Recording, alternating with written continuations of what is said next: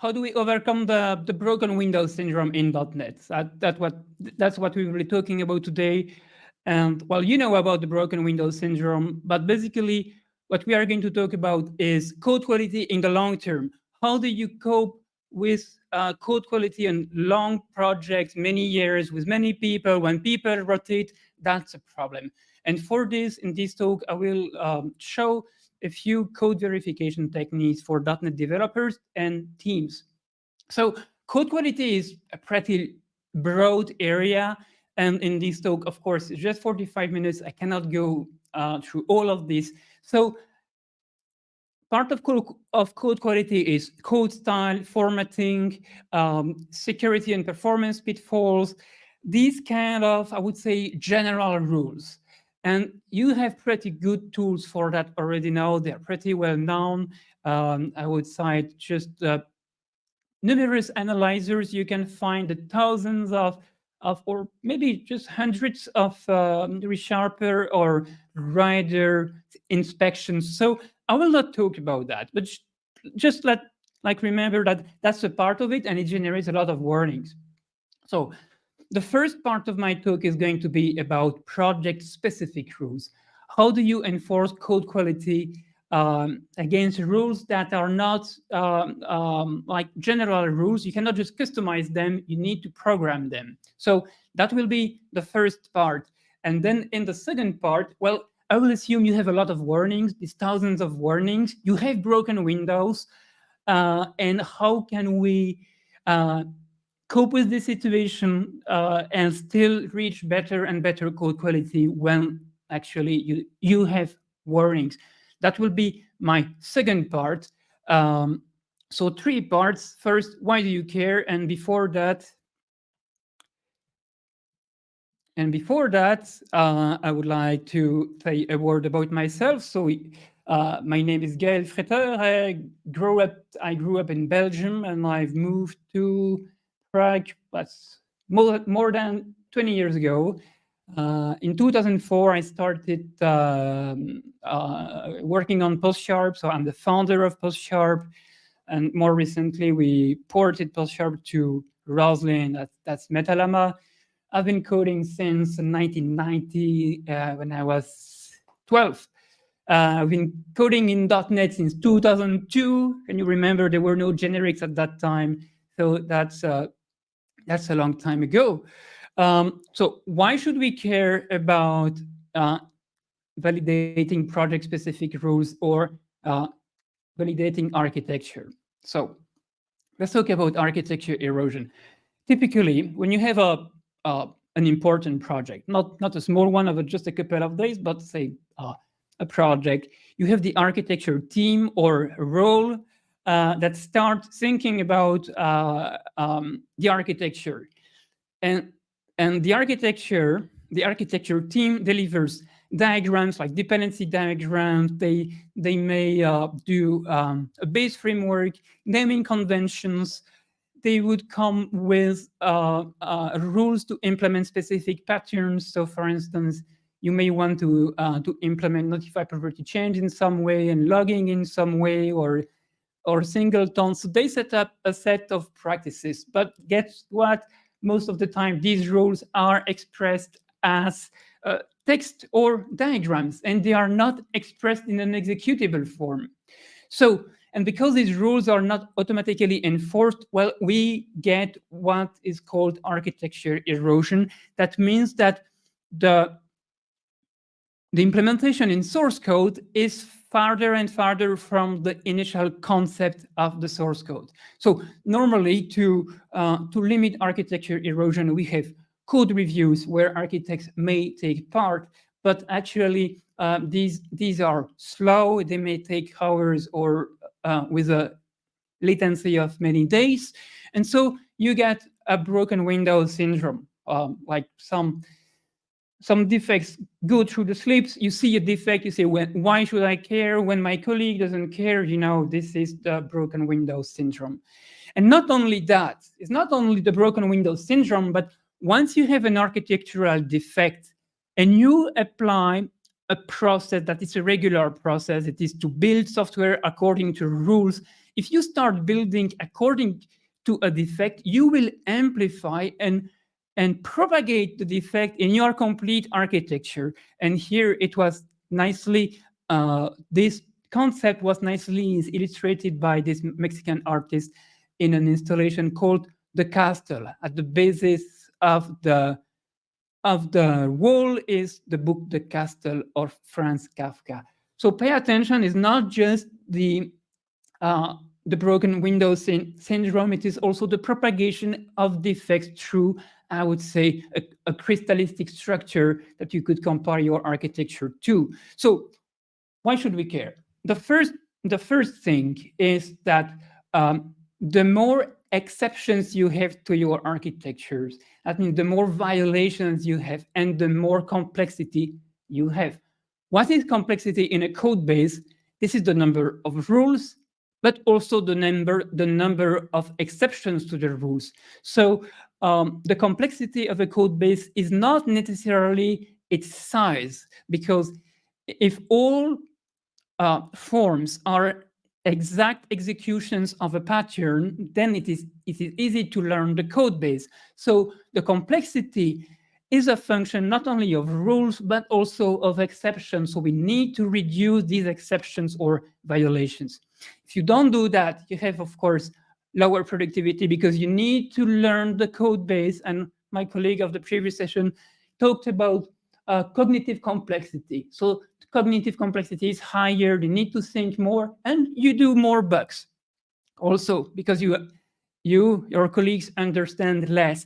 Also, it is more difficult to refactor the code to add features, so you have poor maintainability. These are all costs of architecture erosion that we want to avoid. And at this point, I would like to bring a poll. Can we open that in YouTube? The question is, what is more challenging to enforce in your projects? And first is the code style and formatting. Second is architecture, dependencies and structure. Then design and implementation patterns to make sure that everybody implements cloning the same way or notify property changed. And 4 is code deduplication, making sure that people in the team do not copy-paste code. So I don't see the code. The poll results, maybe Rachel or Khalid can jump in and say, tell me when I should, how I should show the results. So I can tell you right now. So we have 57 votes. Code style and formatting is at 9%. Architecture dependencies, 35%. Design implementation patterns, 43, 44%, 45%. Code duplication is at 11%. So it seems like design and implementation patterns is first, with architecture, dependencies, and structure coming in second. So hopefully that clears things up. Yes, perfect. It's exactly what we are going to focus on, architecture and design patterns. And I think partially it's because the IDEs has done a great job at addressing the problem of code formatting already. So in this section, I will present 4 tools and actually 4 different approaches to identification of architectural defects. These 5 tools will be an architectural unit test framework, just a plain old command line verifier, a custom Roslyn analyzer, NDepend will be 4th, and Metalama architecture will be 5th. Let me start with probably the most straightforward approach, architectural unit test. There is a framework named ArcUnitTest. It's an open source framework, and it's actually a library that you can use with the XUnit test framework. It's also compatible with other frameworks. I will show it with XUnit. And the idea of Arc unit tests is that it loads a set of assemblies and it uses monosysl to reflect them. So it loads binary assemblies already compiled, and then it exposes the code model. And using a Fluent API, you can do code queries and execute assertions. Let's jump to the to my virtual machine. And first, I will show you a very, very small project that has some architectural issues that I would like to validate. So I have an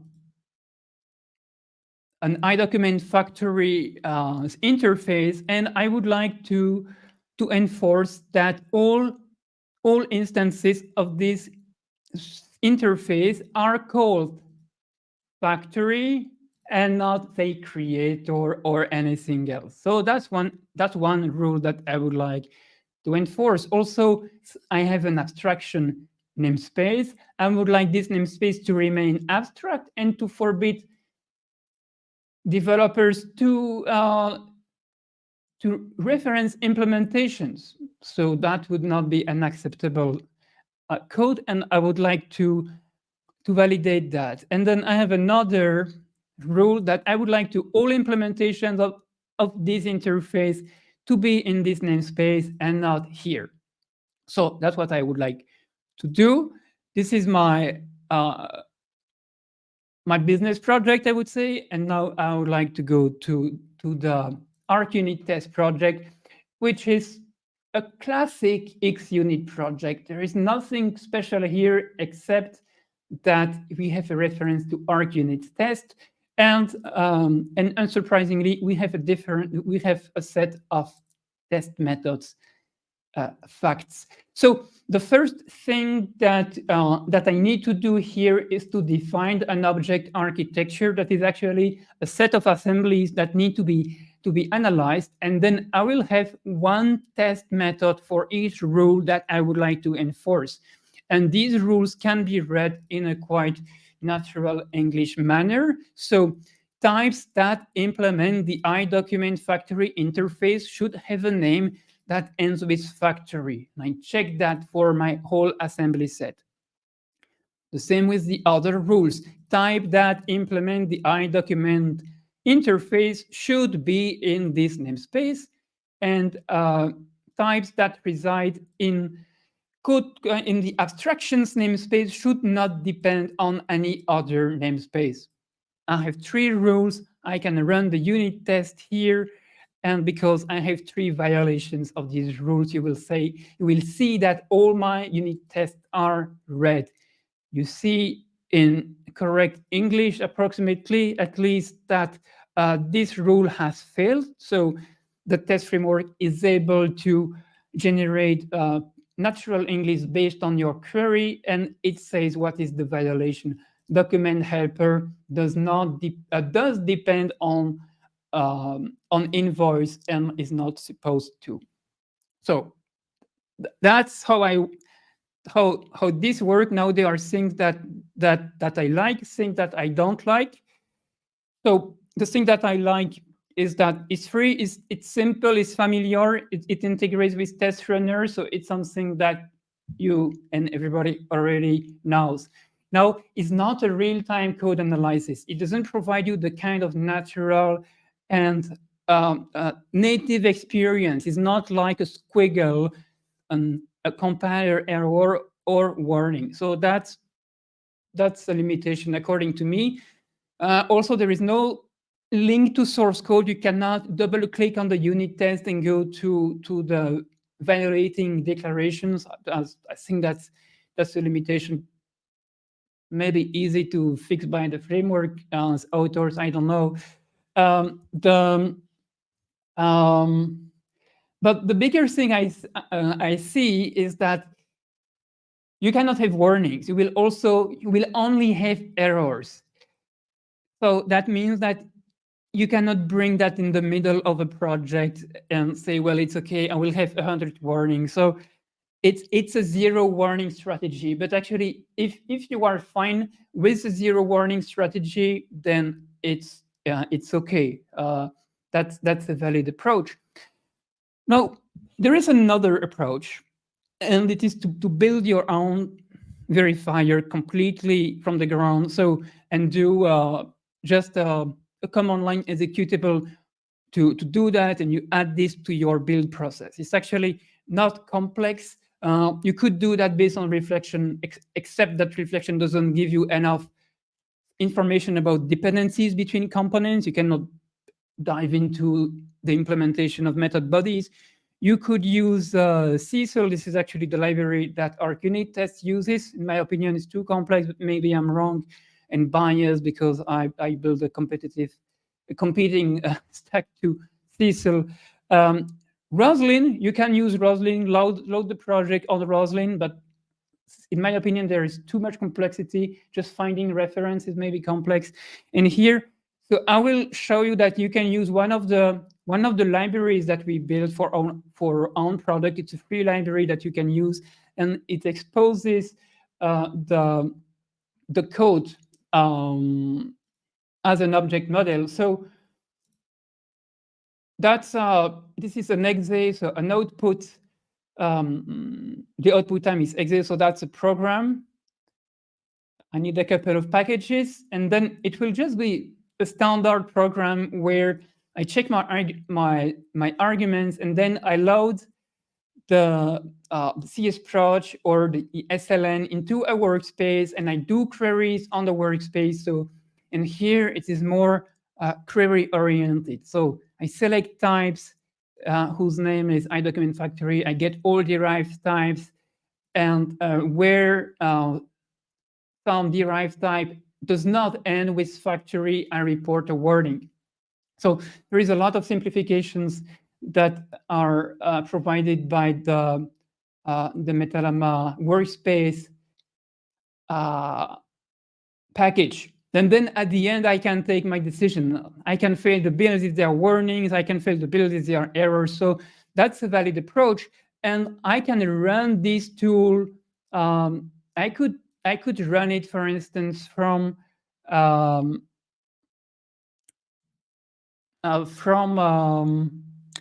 Visual Studio Code. Now I think I forgot. Well, I can run it this way, and it will emit warnings that I can click on. So you can put that in your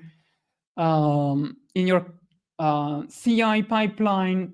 You can run that from an IDE, and some IDEs will resolve these links to errors.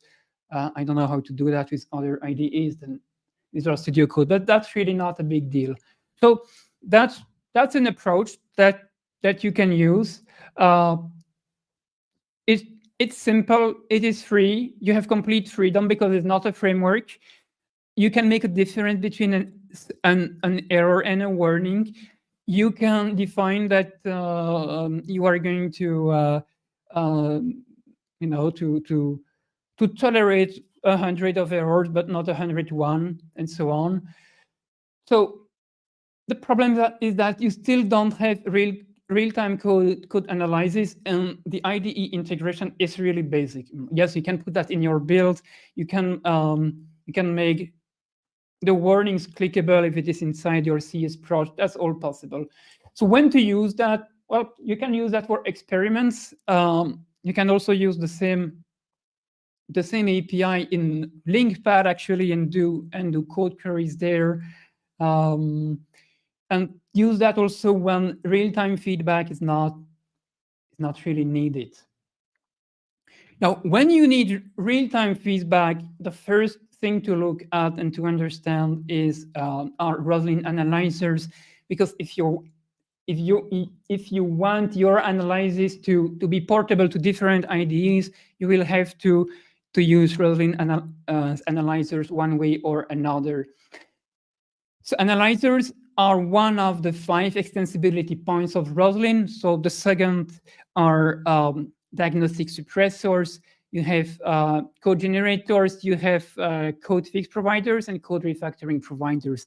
These are all officially supported extensibility points. There is no hacking. All IDEs support them, and they execute both at design time and at build time. You don't need to write the same code twice, and you have full access to semantics. So you have your resolved compiled code if you want, and you can go to the syntax level and go to a single token, which is a good thing that you cannot do, say, with Cecil or with, I guess, Metalama workspace.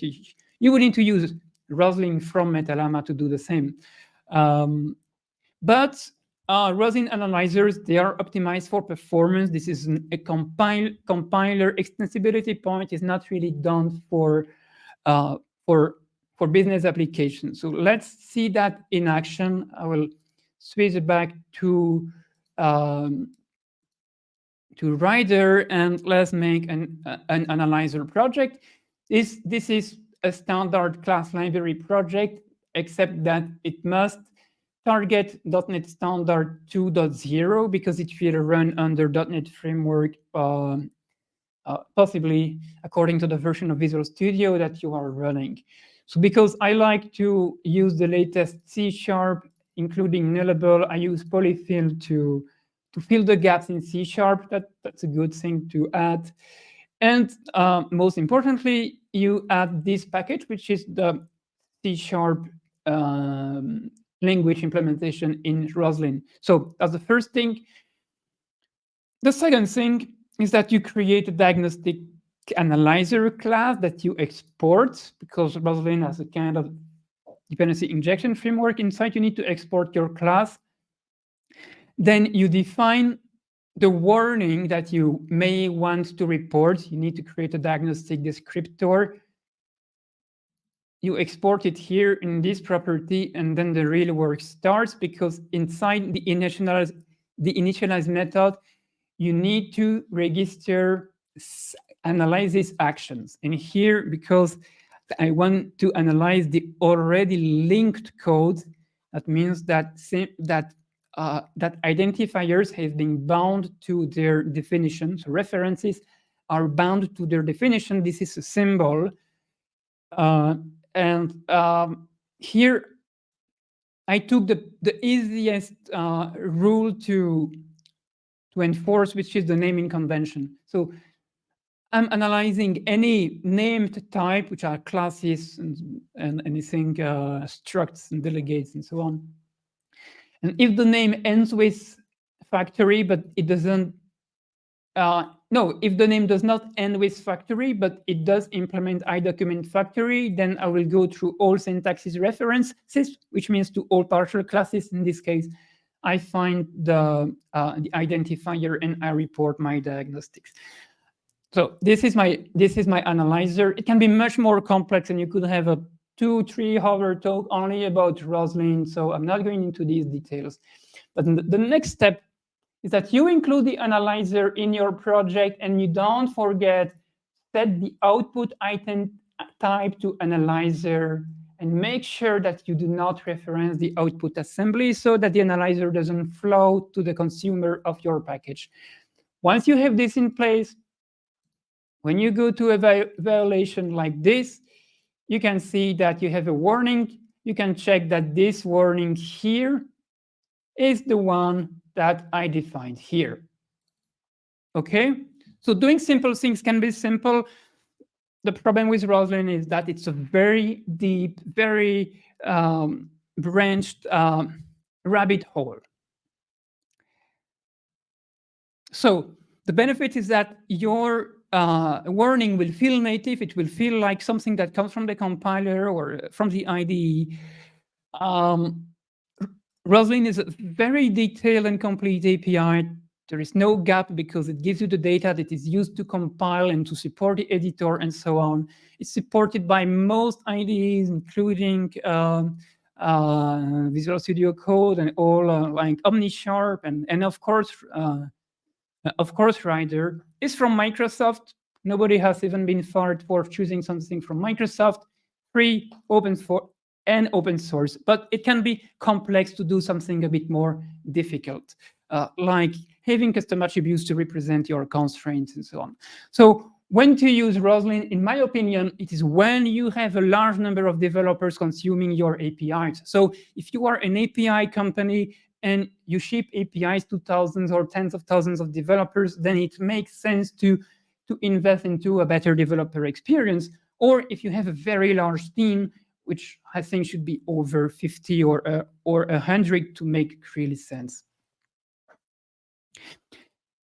Now, I would like to have a quick look at another tool. It's a very big tool called NDepend. It has been there forever in .NET, I think since 2008, approximately the same time as Post Sharp. And it's a very complete code quality tool. And there is a way to do architecture validation with this tool, even if it is not the main focus.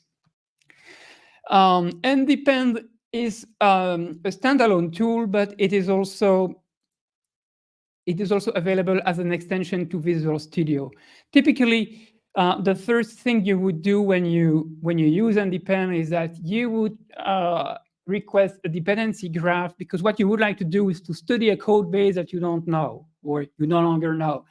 And here you see immediately in red that this relationship here is red. It means there is a problem there, because it immediately sees that there is a cyclic dependency between abstractions and documents. So you see, NDepend has architecture rules built in. You don't need to code everything yourself like with the other tools.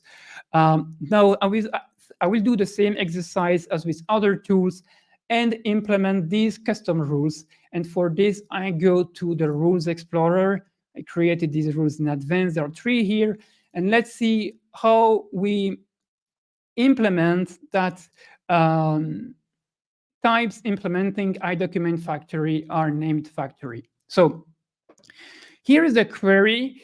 And in NDepend, we don't create warnings in the source code. We actually create warnings in the report. And here we say there is a warning if this count is over 0. Then we run the report. And when we show the report, we will see the set of rules that are violated and the number of violations. Here I can click on the rule and I see where is the violation. So I cannot so easily go back to the source code and edit that. That's one difficulty I see. So the benefits of NDepend is that it's really complete. I really just scratched the surface. It's really deep. There is a dedicated user interface. It's really a tool for architects. It creates reports. It's very fast to create queries, to evaluate them. There is no real-time analysis. You do not have this native feeling of like errors in your source code. This is a commercial product with a licensing cost. And it is complex, in my opinion. You need to study that. It's really a tool for architects who have time to spend in learning a tool. So when to use it, in my opinion, again, it's when you come to a new code base or to a code base you no longer know. You need to do an assessment to find the problems, to explore that, and then you find the rules that you would like to improve. Now I will show a 5th tool, which is the tool that we built, and we didn't build it for code validation. We did actually build it for code generation, but it has a second pillar, which is code validation, and so I will show how this works. This tool is based on Roslyn, so it is a layer on the top of Roslyn. So we will have all the benefits of Roslyn plus the benefits of having a simpler and more powerful API in case of code generation than Roslyn. There is a free edition. There are also commercial editions. Let's move. And before I go to code generation, I will very quickly show code generation. So here is a logging aspect or a logging template that I would add to a method to add logging. So you see that there are some placeholders here. So I'm adding the logging aspect as a custom attribute to the method. I can add it differently too. I see there is one aspect here. I can preview the transformed code. When I execute the code, I will execute the right part of the diff left part is the source code, the one that I commit in Git. No, I can do much more complex things like notify property changed, and the aspect can generate much more code, like changing an automatic property and analyzing the full time, what are the dependencies, generating the code, and so on. So this is the code generation pillar. It's not what we are going to focus on today. We are going to see more on how we can use Metalama to do code validation, because Metalama is Roslyn-based. It also runs within the API. That means that we can do real-time code analysis. We will use Metalama as a NuGet package. We will use this open source extension package. Metalama extensions architecture is an extension package, and it has a set of pre-made rules that I can use, and I will show. One is the coding convention that is prepared as an open source aspect or rule that I can use. So I can add this rule to a member here, document factory, and when I come to a violator, it was this one. You can see that I have the violation here. So that is one way is to use custom attributes. The other way that Metalama solved the problem of architecture validation is through what we call fabrics, and these are compile time types, so types that run within your IDE or within the compiler at compile time. And here we are selecting all. So we are selecting this namespace, and we say that this namespace cannot be used from the abstraction namespace, for instance. So we create rules, and as soon as they are in your project, actually right after the first build, when it is in Rider, is being evaluated and enforced in real time. So that's a quick look at Metalama. Yeah, I forgot one case that if there is no ready-made rule, you can create your own rules, and you can validate any reference and actually write the code as you want. Okay, it's not something that is closed. It is easily extensible, and because it is open source, you can take examples to see how it, example on the real code to see how it's done. So Metalama for code validation is the only tool actually that is both simple and real time. It provides you with the native experience. You can suppress, escalate warnings as just with compiler warnings. There is a free edition, Metalama free. For the other editions, there is the licensing cost. And when is it useful? Well, it is, in my opinion, completely biased, of course, since I am the architect and founder. Well, it is designed for business applications where you cannot invest in complex Roslyn analyzers, but you still want to provide this real-time validation to your team. So now we are done with the first section, that we detected warnings, we detected thousands of warnings, and now how do we cope with them? That's the next issue. How do we manage code qualities? And I will talk about 3 strategies, and really the first one is to say, well, let's do 0 warnings. Let's have no broken window at all. You know, I would not do that for an interactive build, because it means that doing every single build, like running every single debugging session, will be painful. Maybe I would do that for continuous integration. And actually, this is what we are doing in our own development pipeline. We have this kind of code here that when we run on TeamCity, we have 0 Roslyn warning. And then for the resharper warnings, we actually have stronger profile that we run once per release. At the end of the release, this is our workflow. Now, if you have a lot of warnings, you need a quality management tool, and there are three that I know in .NET, and I will talk, of course, about JetBrains one, Qodana. And Qodana is a code quality platform. So it's not just a tool, it's really a platform. You could compare that as an online database of warnings, and you can manage your warnings with a service. So let's switch again to code and to here. So I ran Qodana on some of our real projects. So here you see the real warning. So this is how the service looks like. You can see that there are problems. There is some breakdown of how the problems are. And there is another thing that, in my opinion, is much more important than just this breakdown. But for this, I will go to this project where I have just a few warnings, but at least I have a history. You see that I start with many warnings, and progressively I'm fixing a few of them. So you can actually judge the quality of the code and have a historical, a timely view of your code quality. And this is the core dimension of a code management, of a quality management tool, is to give this time dimension.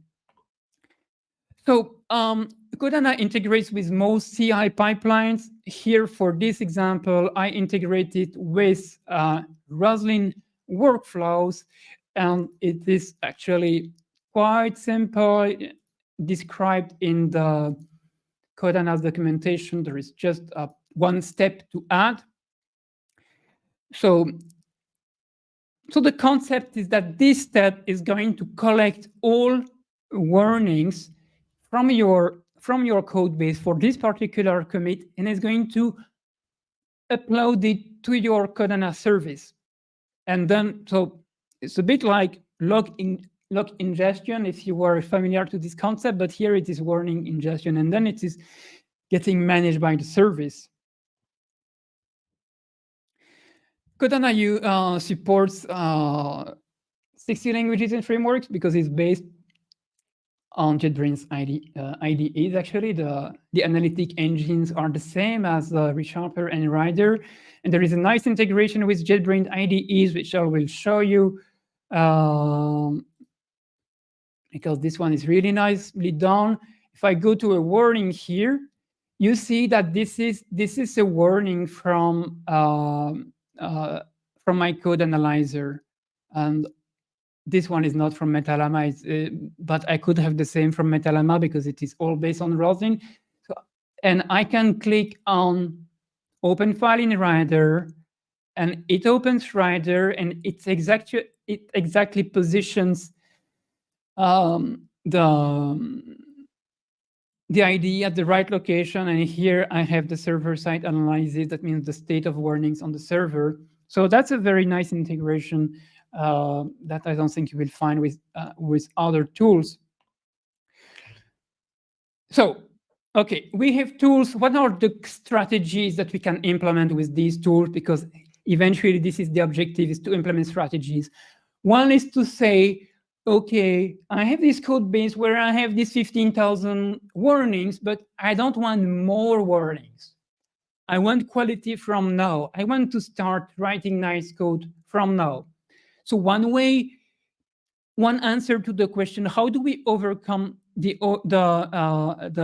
broken window syndrome, is that we commit not to create more broken syndromes. And the way that we are doing that is that we are creating, with Qodana, we create a baseline. I will show you. I have a very, very short baseline here. The baseline is a set of problems. You see here, this is a Metalama warning. It is a set of problems that I choose to ignore for now because I want to move on with my project. And this is a fundamental concept because we have this ability to ignore warnings and to say that from now is going to be better. Then actually we have a lever to improve our code quality, because we don't need to be overwhelmed with the previous 15,000 bugs. So that's an essential feature. It's actually very simple to demonstrate, but conceptually it's very important to have that in your toolkit. Of course, I can remove that from a code base. I can go back to my problems. I can move the warning to the code base, and once it is moved, there is one more manual step to do. I need to download the file that is the baseline file. It's a JSON file. I need to put that in my commits, and here is the suppression straight inside the code base. So first strategy, quality from now, baselines. And the third strategy you can implement are what are called elsewhere quality gates. It means that for different kind of events, like merging a PR is one kind of event, or doing a release, maybe another quality gate, you will specify failure thresholds. That means that you will say, I will allow no critical bug, up to 10 important bugs, and 1,000 of medium defects. So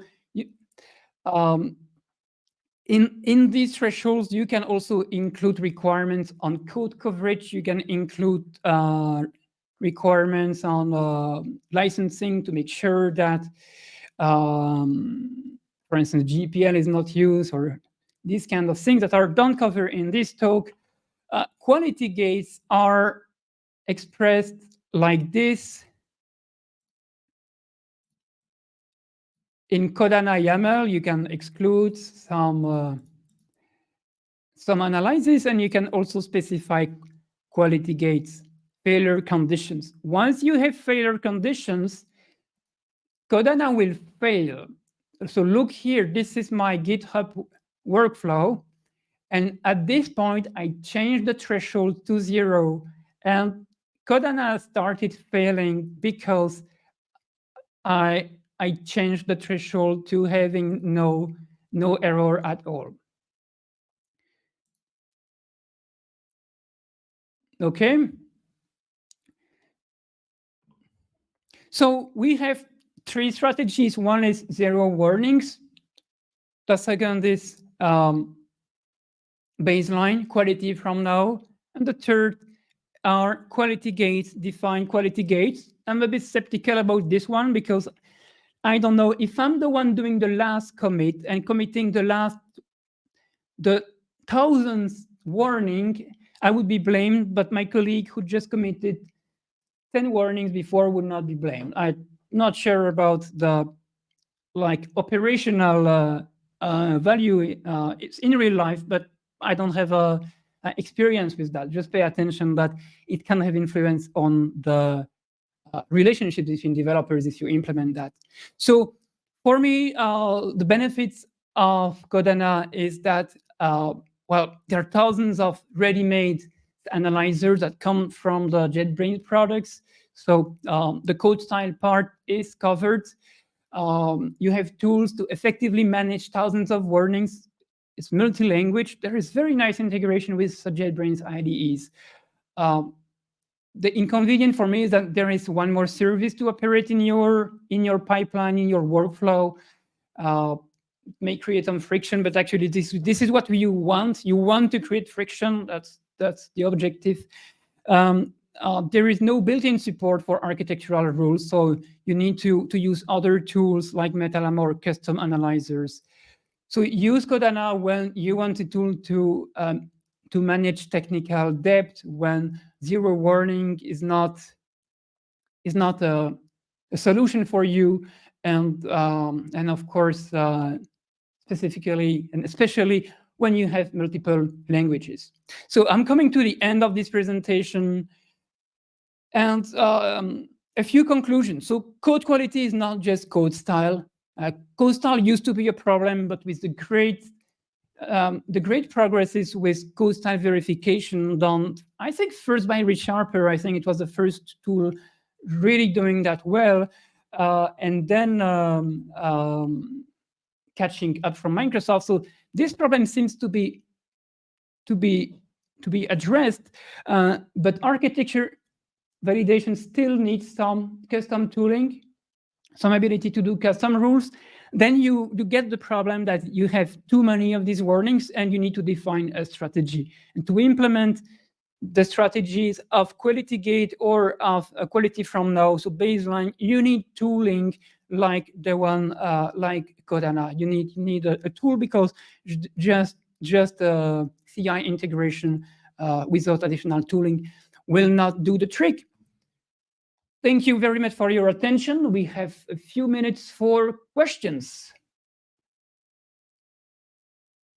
Thank you so much for that great talk. A lot of people have been kind of talking about Metalama in the chat and kind of excited to get into that. So I posted the links to Metalama. If folks want to check that out, they can go to that. But let me start with the first question. Viewer SLE6 asks, would a quality gate be useful for a break glass workflow where you need to get a change out fast, but can't address the lower warnings right away, like during a catastrophic incident? So I'm guessing there's a sense of urgency. Maybe a bug was discovered in production.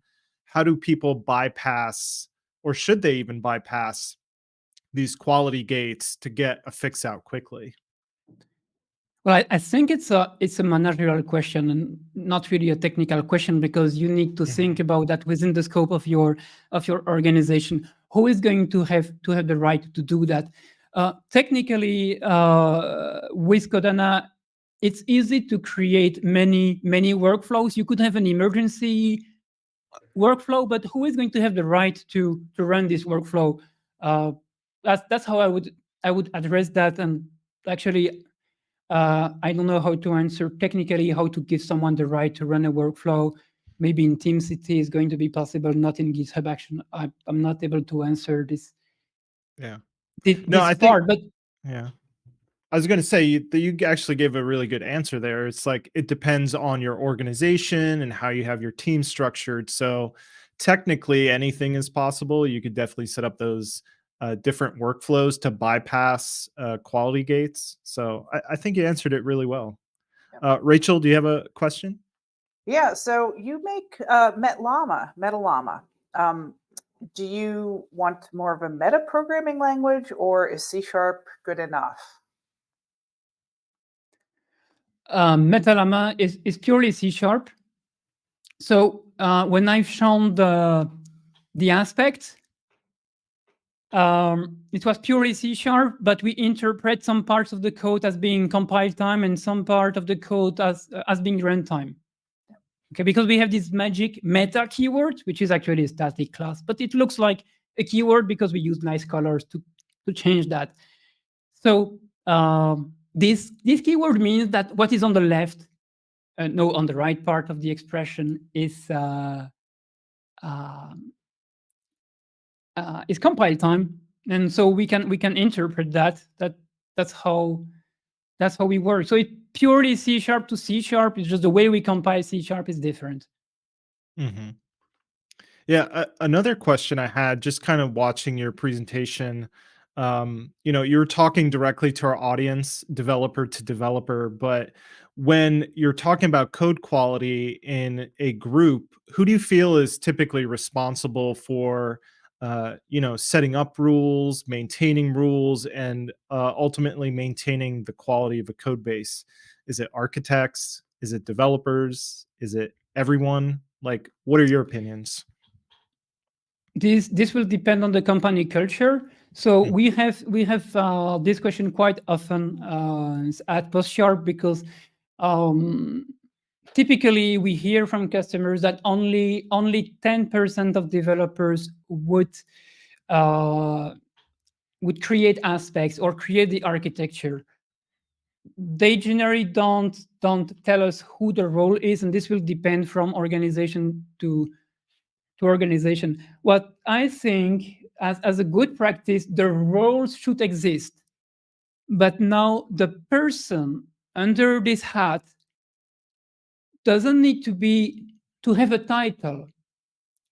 But I think it is important that if you are a developer on a team, at some point you say, now I take the hat of the architect and I'm going to take decisions so that the work of the developer role is going to be better organized, that we are not going into naming conflicts, that what's important is to make a difference between the role and the persons and make sure that the role is fulfilled.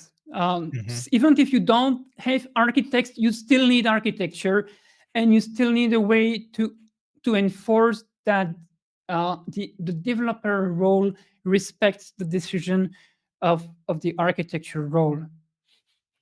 Yeah, that's a good point. You know, it's like whatever role you have, you need the respect of the team and the ability to actually succeed at that role. So it's like I think that's a good point as well. It's like It's making important sure code. that, yeah. Yep. Rachel, any last questions? And then No, I mean, I was just gonna say, like, as far as like we're concerned, we just blame everything on Khalid and move on. It makes everything very easy. yeah, you can blame me Wow. too. It's fine. It's okay. Yeah. Everybody blames me. It's all Yeah, right. So or you can blame it along on the last person who left the team. last person who That's always worked there, the we best don't have culprit. a lot of turnover though. We don't have like a last person to blame, so it's just gotta Okay. be Khalid. So, Yeah. Yeah. So yeah, on that note, any last thoughts or comments for the audience? I know everyone should go check out Metalama. Very cool. I know you have a lot of samples out there for folks who Yes. want to get started. So There are videos, there are samples, extensive documentation. There is a free edition.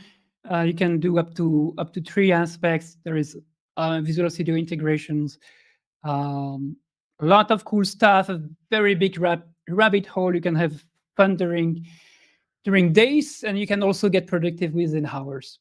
yeah, and So just to thank you let for this yeah. opportunity. Yeah, and just to let you know, the folks in chat, I've seen folks who are interested in Metalama that want to do it for Unity, so game development, for business applications and things like that. So it's definitely possible to kind of use Metalama for all those things. So again, thank you so much for this talk. A lot of people learned a lot of things. They love this talk. So thank you again, and we'd love to have you back in the future. So thanks, Thank you Gael. for having me. Bye-bye. thank you. Bye.